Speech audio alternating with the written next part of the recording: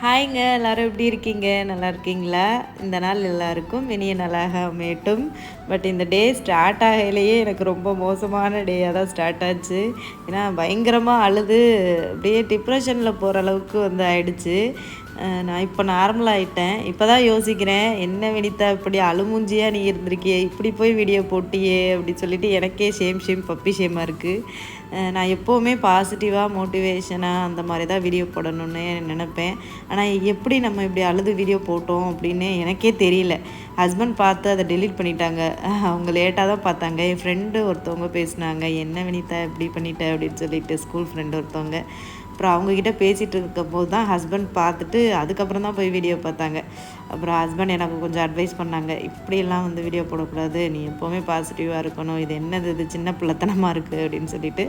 So எனக்கு message பண்ண எல்லா நல்ல உள்ளவங்களுக்கும் ரொம்ப நன்றி. இப்போ நான் பேக் டு நார்மல் வந்துட்டேன்.